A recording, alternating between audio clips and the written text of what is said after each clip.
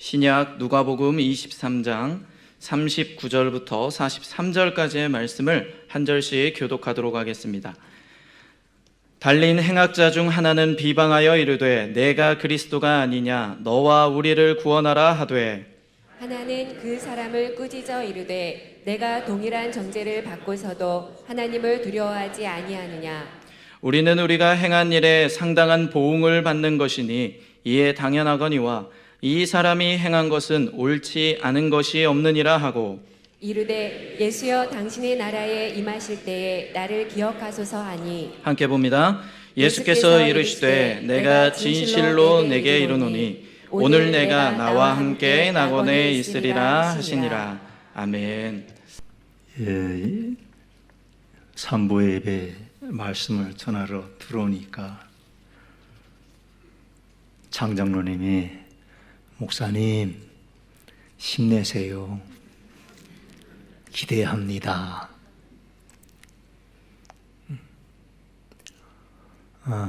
여러분 기대하지 마세요.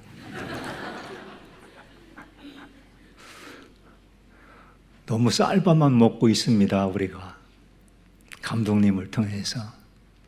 그러니까 오늘은 보리밥 맛을 보시기 바랍니다.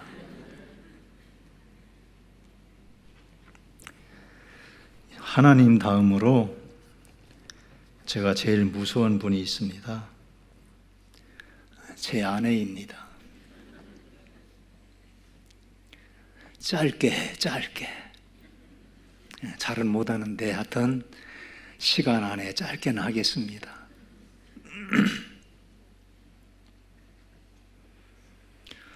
여러분, 2부 예배에 제가 얼마나 긴장했는지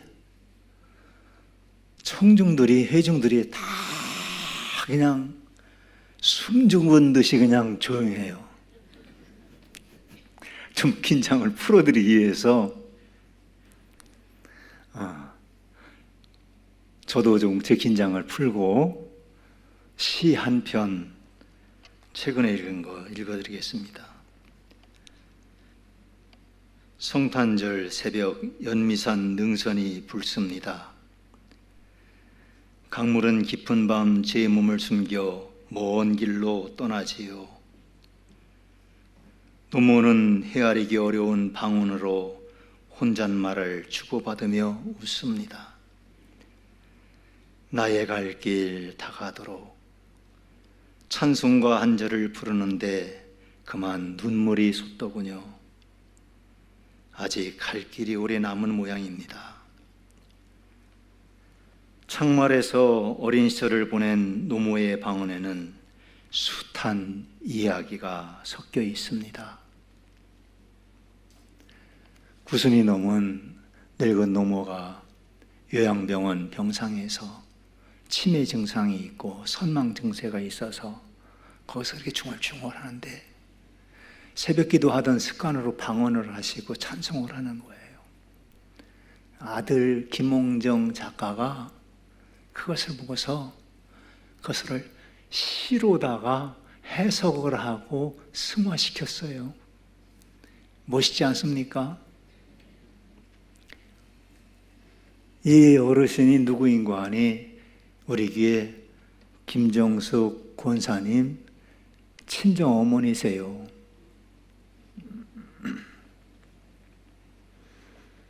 여러분 멋지게 익어가는 저 여러분 되기를 축원합니다.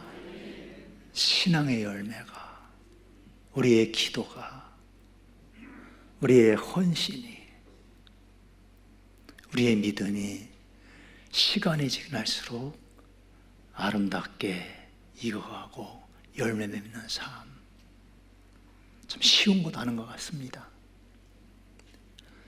저에겐 좀 나이를 먹으면은 이제 원로가 되면은 상당히 좀 이제 평정심을 갖고 말씀도 마음도 깊어지는 줄 알았더니 아니에요. 여전히 떨고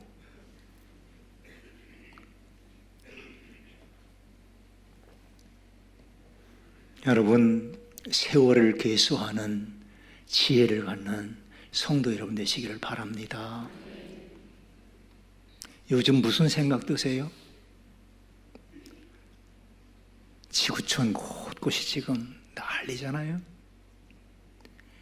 리비아에서 수천 명이 지진으로 목숨을 잃었는데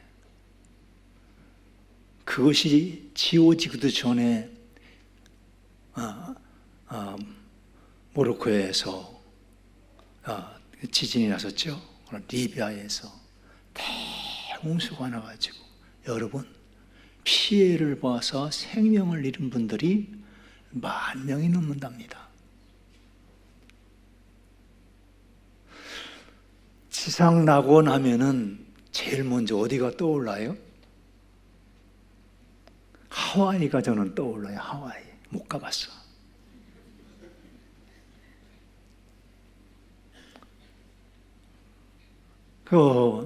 얼마 전에 화마가 휩쓸어 가지고 끔찍한 일이 일어나지 않았습니까? 왜 지구촌이 지금 이렇게 난리일까? 우리나라를 봐도 참 어수선합니다.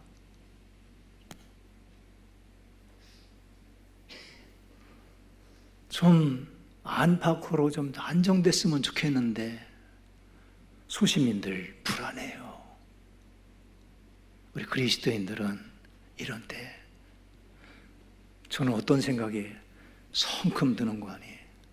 야, 종말의 때가 지금 이제 시작됐구나.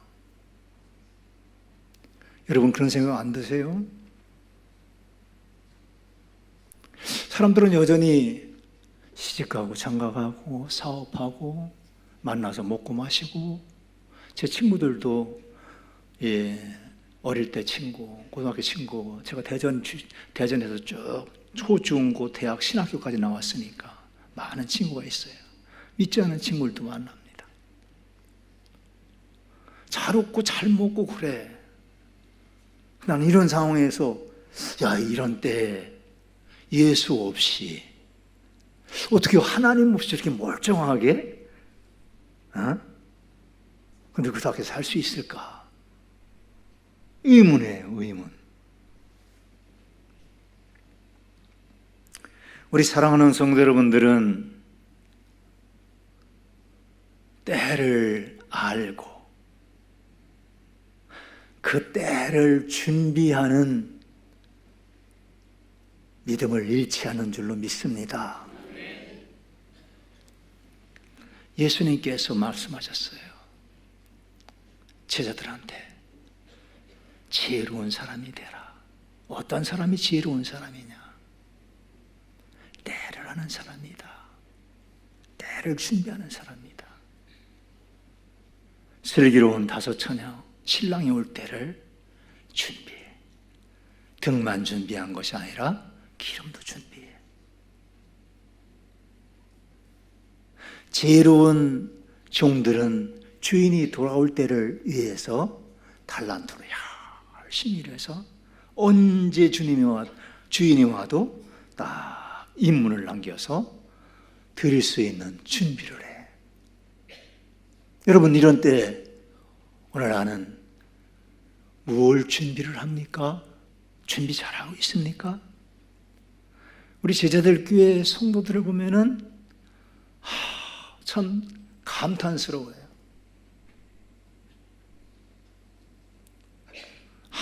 아주 그 헌신된 열정. 감독님도 그렇고 우리 부목사님들도 보면은 너무나 헌신적으로 충성되게 하는 모습이 저는 그렇지를 못해가지고 참 대단하다. 좀 미안한 마음도 들어요. 제가 그렇지 못했기 때문에.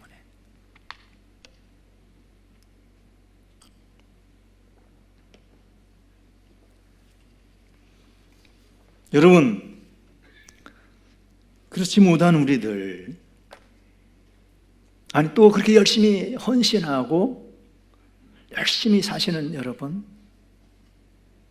뭐가 잘 준비하는 걸까요? 감독님께서 연수 가시기 전에 목사님 설교 좀 준비해 주세요. 우리 어른들 선배님 목사님들 계시는데 아니에요. 다 하셨으니까 목사님 하세요. 그냥 순종하는 마음으로 했는데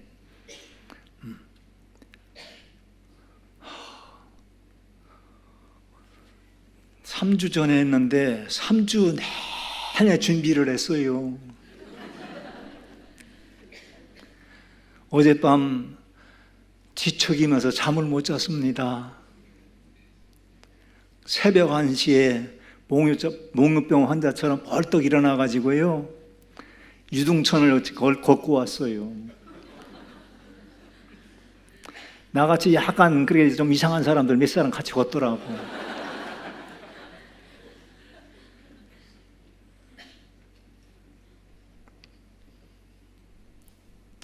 성령님께서 감독님 그 말씀에 순종하는 마음을 가지니까 딱 떠오르는 것이 오늘 우리가 읽은 본문입니다.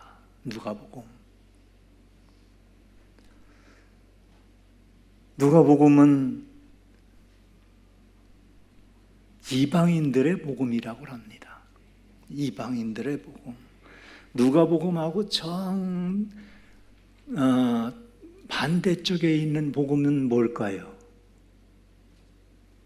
마태복음이에요. 마태복음은 선민의식이 뚜렷한 유대인들을 위한 복음.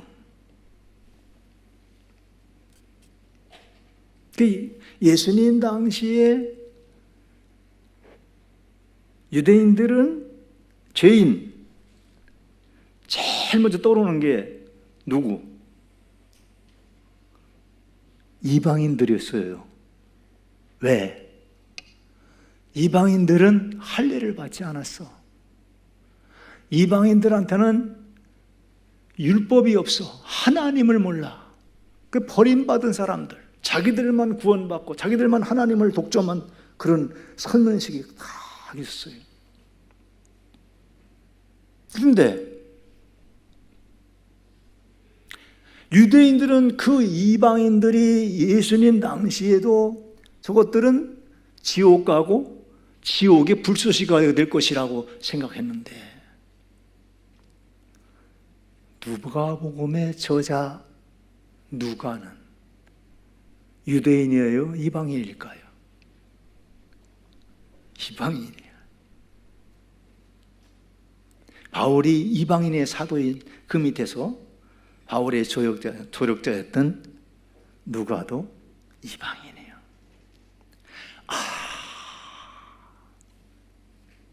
예수님이 왜 오셨나? 유대인들만을 위해서가 아니라 진짜는 나 같은 제일 세상 끝에 소외된 것 같은 이방인들을 위해서, 율법도 할례도 아무것도 없고 아무 공로 없는 가장 버림받은 가장 죄인이라고 하는 저들을 위해서 바로 하나님의 아들 메시아가 오셨구나.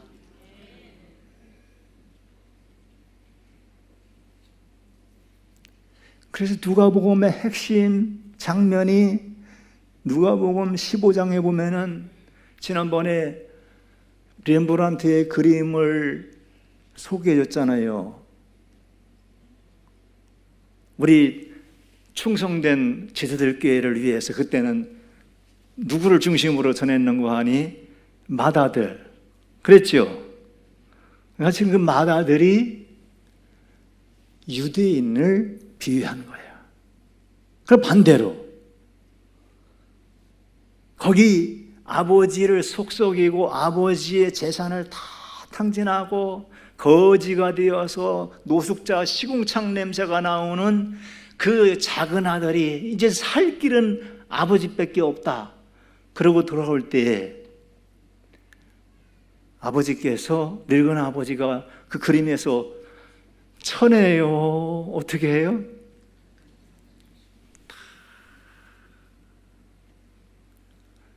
시궁창 냄새가 나는데 끌어안는 거야. 잃었던 그 아들의 채취가 너무 향기로운 거야.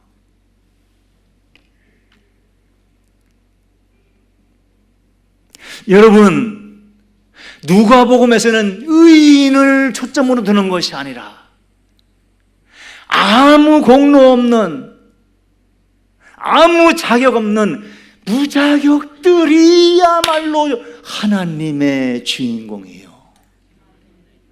예수님의 구세주라, 예수님이 그들을 위해서 죽으셨다는 여기에 초점을 맞춘 거예요.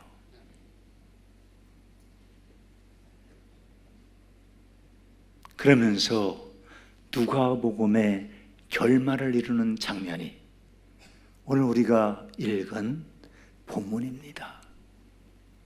잘 알죠? 십자가상에서 예수님이 그 끔찍한 고통을 겪고 있고, 예수님만 겪고 있는 것이 아니라 예수님 양쪽에 오늘 누가복음에서는 행악자 둘이 달려있다고 그랬어요. 그 십자가상 밑에서는 군중들이랑 관리들이랑 군인들이랑 예수님을 조롱합니다. 당신이 메시아야? 당신이 하나님의 아들이야? 내려와 봐. 당신이 그리스도야? 왜 남들은 구원하면서 너는 못 구원해? 세상 사람들이 다 십자가에 달린 그 예수를 조롱합니다. 심지어는 한편에 달려 있었던 그 행악자도 예수여, 당신이 그리스도면은 나도 좀 구원해주고 당신도 좀 구원해 보셔.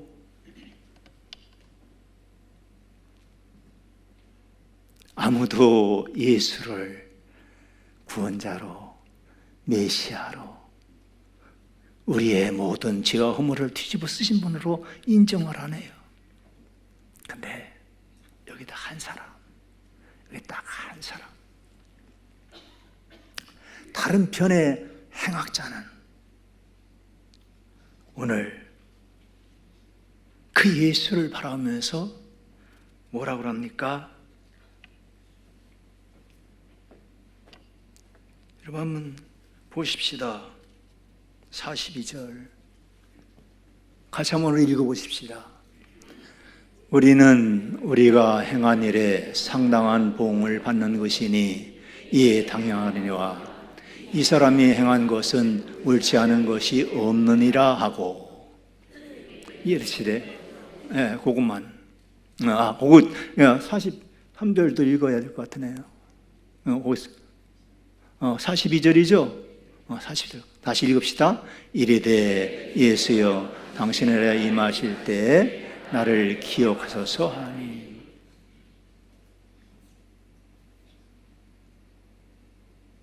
여러분, 다른 복음서를 제가 이 말씀을 준비하면서 비교를 해보니까 마태, 마가에서는 그 예수님의 좌우에 있는 그들을 강도들이라고 그랬어요. 요한복음에서는 다른 두 사람들이라고 그랬어요. 근데 누가복음에서는 행악자라고 그래요. 행악자는 강도만이 아니야. 살인범이 될 수도 있고 온갖 죄를 다 죄 덩어리인 그런 사람으로 누가는 거기에서 봤던 거예요. 그에게는 삶 자체가 죄예요.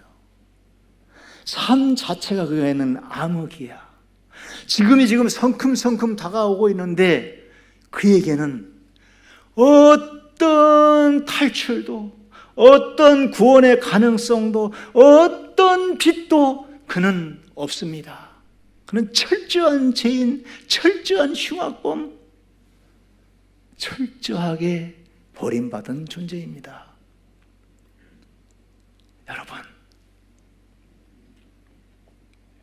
누가복음의 주인공이 바로 이 사람이에요.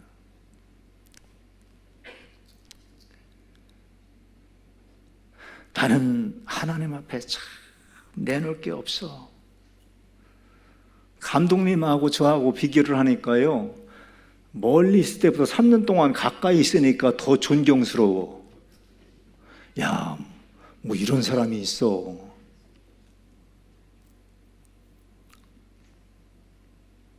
감독님 닮아가지고 다 대단하신 분들이야. 성도님들도, 우리 성가대도 대단하고.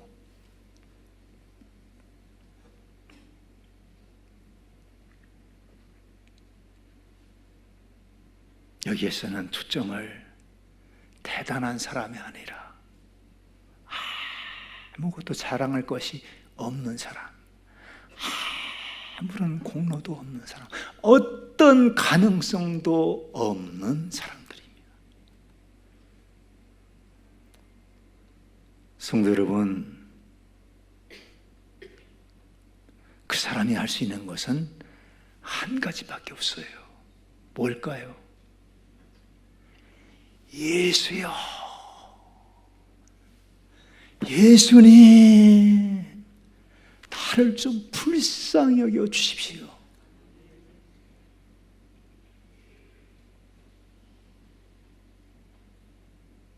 예수님, 나를 좀 기억해 주세요. 여러분, 근데 이 무자격자, 이 죄인의 표상, 이 에마디가 어떤 건 줄 아세요? 하나님의 일 중에서 가장 하나님이 원하시는 큰 일이에요. 요한복음 6장에 나와 있습니다. 띄울 수 있나요? 같이 한번 읽어보십시다. 그들이 묻되 우리가 어떻게 하여야 하나님을 하오리까? 예수께서 대답하여 이르시되 하나님께서 보내신 이를 믿는 것이 하나님의 일이라 하시니. 여러분 아시죠? 가장 큰 일, 가장 자랑스러운 일, 무능하고 무지하고 죄 때문에 고개도 들 수 없는 무자격자 내가 한 가지 할 수 있어요. 예수님, 당신에게 나라에 이를 때 나를 기억해 주세요. 예수님, 제발 나를 불쌍히 하게 해주세요. 여러분, 기도 중에 최고의 기도는 바로 이 기도입니다. 예수 기도. 예수님, 나를 불쌍히 해주세요. 많은 기도하려고 하지 마시고 생각 하나 하면 그 말만 반복하세요. 우리 예수님이 제일 좋아하십니다. 그 무자격자들한테, 오늘 그 행악자, 가장 흉악범이라고 생각하는 그 행악자한테 0.001%도 구원의 가능성이 싹이 안 보이는 그에게 우리 예수님이 그러십니다. 내가 진실로 내게 말하는데 너 오늘 나와 함께 낙원에 있을 거야. 여러분, 무자격자의 축복이 뭔 줄 아세요? 무자격들은 오늘 낙원을 누리는 사람들입니다. 공로가 없어. 공로가 있는 사람은 죽은 다음에 예수님 재림하실 때, 최후 종말이 왔을 때 바울 사도처럼 달려갈 길을 다 달리고 믿음을 지켰으니까 의의 면류관이 예비되어 있지. 우리가 가질 수 있어요. 근데 아무 공로가 없는 사람은 미래를 생각하지 않아. 오늘 예수님께서 이 하신 말씀을 기억하세요. 어떤 낙원? 어떤 낙원? 오늘 낙원.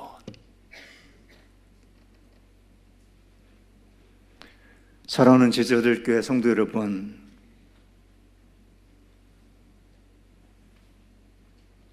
오늘 낙원을 누리시기를 바랍니다. 어떤 사람이 주님, 나는 아무 공로가 없습니다. 부끄러워. 죄인 중에 괴수입니다. 가능성이 없습니다. 내가 할 것은 예수여 그것밖에 없습니다. 그 무자격 자리에 늘어온 사람들은, 그 무자격 자리에 있는 오늘 여러분들, 또 아무 일도 못했다고 해서 죄책감을 갖고 있는 여러분들, 그냥 무자격 자리에 예수님의 발 아래, 그 십자가상 아래에 있으면 약속합니다. 주님이 말씀하십니다. 그래, 너는 오늘 나와 함께 낙원을 누릴 거야. 그는 공로가 아니라, 그는 다른 것 바라보지 않습니다. 예수로 만족합니다. 예수 이름으로 족합니다. 예수의 생명이 그를 뜨겁게 합니다. 그는 노래할 수밖에 없어요.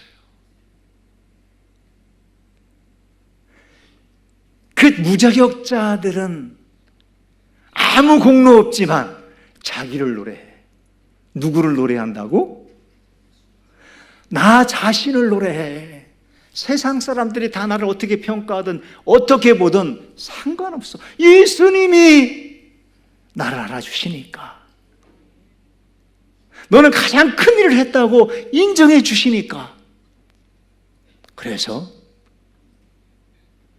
여러분, 예수 만난 사람은 너무 죄책감에 빠지고 기죽고 주눅 들고 그러지 않아요. 춤추며 살아요. 자신을 노래하며 살아요. 제가 좋아하는 시인 가운데 미국의 휘트먼이라고 하는 시인이 있어요. 풀립이라고 하는 시집이 있는데, 그 시집 생애 동안 그 시집 전체에 딱 정확하게 반이 어떤 시 내용인가 하니, 나 자신을 노래하는 시. 이야, 멋있지 않아요? 나를 노래하는 시야. 그것도 한 편이 아니라 자기의 생애 동안 쓴 시 중에 반이. 여러분, 나를, 우리 십자가 상에서 그 무자격자로 예수를 만난 사람은 나를 노래하며 사는 거예요. 신나게 사는 겁니다. 춤추며 사는 겁니다.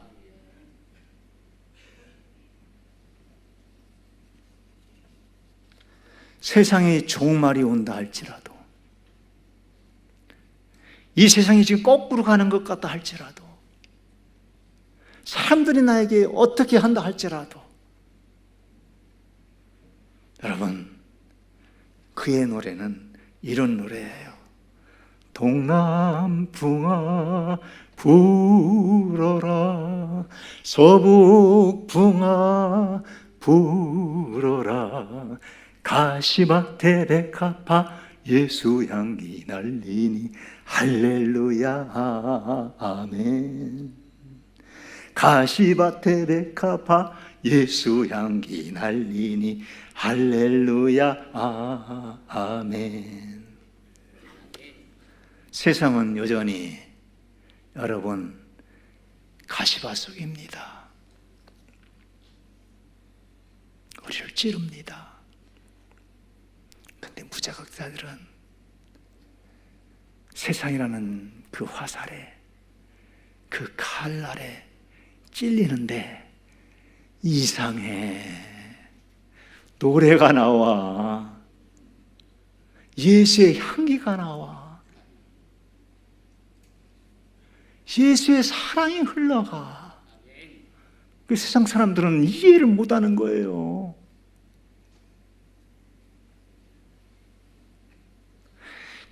그가 노래 부를 때, 무자극자가 이렇게 오늘 낙원을 누릴 때, 지금 은혜 받을 때고, 지금 구원하리라고 할 때, 하나님 어떡하실까요? 하나님도 일어나서, 벌떡 일어나서 같이 춤을 춥니다. 헨리 나인이 춤추시는 하나님, 그 아주 멋진 책을 남겼어요.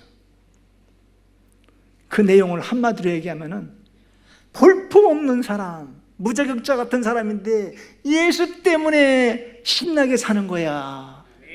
그러니까 예수, 하나님이 춤을 춰.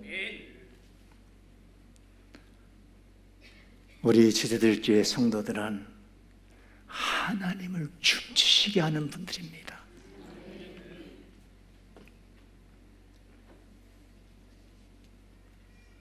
여러분이 그렇게 무자격자의 그 믿음으로, 그 마음으로 하나님 앞에 무릎 꿇고 우리 예수님을 흠모하고 나아갈 때 성령님께서 바로 그 무자격자인 나를 통하여서 내 이웃이 예수를 궁금해하고 예수를 만나고 싶고 거기에 하나님 나라가 이루어지게 하고 그 무자격들이 교통하고 교회를 섬길 때 여기가 하나님 나라의 중심이 되고 그것이 흘러 지금 대답 없는 이 대한민국, 이 나라를 하나님 나라로 바꿀 줄로 믿습니다. 기도하겠습니다.